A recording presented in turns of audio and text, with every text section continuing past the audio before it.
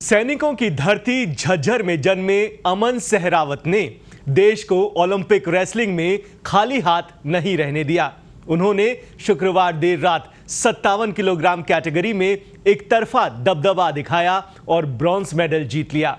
अमन ने Puerto Rico के डर्लिन तुई क्रूज को 13-5 से करारी शिकस्त दे डाली।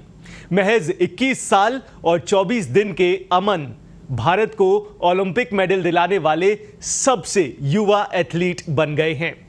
उनसे पहले पीवी सिंधु ने साल 2016 ओलंपिक में 21 साल 1 महीने और 14 दिन की उम्र में सिल्वर मेडल जीता था। सेमीफाइनल हारने की वजह से अमन को यह ब्रॉन्ज मेडल मैच खेलना पड़ा था। यहां उनका सामना प्यूर्टो रिको के डरियन टोई क्रूज से हुआ। अमन ने पहला राउंड खत्म होने के बाद 6-3 की बढ़त बनाए रखी। वो विपक्षी रेसलर को थकाते नजर आए। दूसरे राउंड में भी अमन ने अपना दबदबा कायम रखा। फुल टाइम खत्म होने के बाद उन्होंने 13-15 के स्कोर के साथ ये मैच जीत लिया। ब्रॉन्ज मेडल जीतते ही अमन ने अपना एक हाथ हवा में लहराया। वहीं पोर्टो रिको के रेसलर मैट पर हाथ जोड़े बैठे नजर आए। मैच के दौरान अमन की नाक इंजर्ड हो गई। उनकी नाक से खून निकलने लगा, लेकिन उन्होंने मैच खेला और ब्रॉन्ज मेडल अपने नाम किया। अमन ने अपने कोच से तिरंगा लिया और उसे पीठ पर ओढ़कर दौड़ने लगे। उनके चेहरे पर मेडल जीतने की खुशी साफ नजर आ रही थी। मैच जीतने के बाद अमन ने कहा कि यह मेडल मेरे माता पिता और देश को समर्पित है। अमन सहरावत के साथ उज्बेकिस्तान के गुलाम जोन अब्दुल्ला ने भी ब्रॉन्ज मेडल जीता है। दोनों को एक साथ मेडल पहनाया गया। आपको बता दें कि पेरिस ओलंपिक्स 2024 में भारत का ये छठा मेडल है। इससे पहले जैवलिन थ्रो में नीरज चोपड़ा ने एकमात्र सिल्वर मेडल भारत की झोली में डाला है, जबकि 2 bronze medal shooter Manu Bhaker ने, 1 bronze medal shooter Swapnil Kusale ने और 1 bronze medal men's hockey team ने जितवाया है।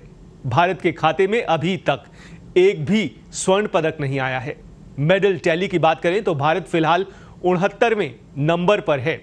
यूनाइटेड स्टेट्स 33 गोल्ड मेडल के साथ 1 नंबर पर काबिज है, जबकि 33 गोल्ड मेडल के साथ ही चाइना दूसरे नंबर पर है। 18 गोल्ड मेडल के साथ ऑस्ट्रेलिया तीसरे नंबर पर काबिज है।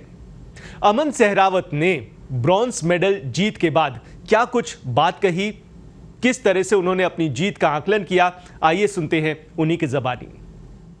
आज बहुत बढ़िया लग रहा है। इब्बा तो मन खुद ने विश्वास नहीं हो रहा कि 3-4 दिन तो मन ने भी समझ में लगे भाई तेने मेडल जीते लिया आखिर में ओलंपिक में। यहाँ पर हम आपको जैसे बता रहे हैं कि ये जो आपने जो पहली बाउट जीती थी वो 10-0 की टेक्निकल सुपीरियरिटी से जीती, अगली 12-0 से जीती, तीसरे में भले आपको हार का सामना करना पड़ा, लेकिन जो आपने जो ब्रॉन्ज मेडल बाउट जो लड़ा अपना, उसमें भी आप 13-5 की बहुत ही अच्छी बढ़त से आपने ये जीता। तो क्या आपके सामने जितने भी एक ओपोनेंट को हटा दिया जाए तो आपके सामने जितने भी थे कोई आपके सामने टिके नहीं, ऐसा क्या था आपके गेम में और आपने ऐसे क्या रणनीति बनाई थी कि ये इतना अच्छा प्रदर्शन निकला? बस यही सोच के आए थे कि भाई पहले तो 2 मिनट नंबर नहीं देना किसी का। वो जो सेमीफाइनल में आ रहा था वो शुरू में जाते ही मतलब 4 नंबर से ले गई। इतना बड़े कंपटीशन में तो पजल हो गया भाई कैसे नंबर लूँ भी ओलंपिक में। ऐसे सब देख रहे हैं देशवासी, अब क्या करूँ, क्या मैं समझ में नहीं आया क्या करूँ।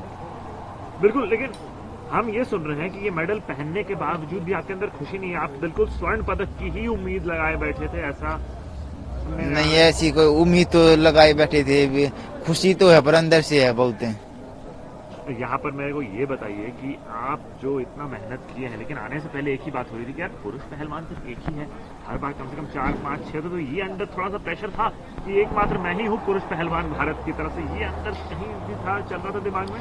ये चल रहा था, मतलब वो प्रेशर भी था भाई। हाँ, एक लब मेरे मन में तो 2-3 और होते तो ठीक से, मतलब एक लिए भाई अब तो मेडल लेके आना है बस। बिल्कुल, और ये जो आपने मेडल जीता है देश के लिए, ये आप किसको समर्पित करना चाहेंगे? और उस लम्हे को भी एक बार बताइए, जब आप पहली बार ओलंपिक के स्टेज पे भारत के पोडियम पे चढ़े और तिरंगा ऊपर जा रहा था, उस लम्हे को थोड़ा अपने शब्दों में बयां करें। उस लम्हे शब्दों में तो बयान नहीं कर सकता, मतलब समझ गए आप उस जगह पर खड़े होते आप खुद महसूस करके देख लो कैसा लग रहा होगा आपने। और यहाँ से अब आप अपना अगला लक्ष्य क्या बनाते हैं? यहाँ से अगला लक्ष्य तो 2028 का है और 2026 में एशियन गेम्स हैं। तो ये बात भी आप जरा बता दीजिए कि आप जितना अच्छा खेले, आप खाते क्या है?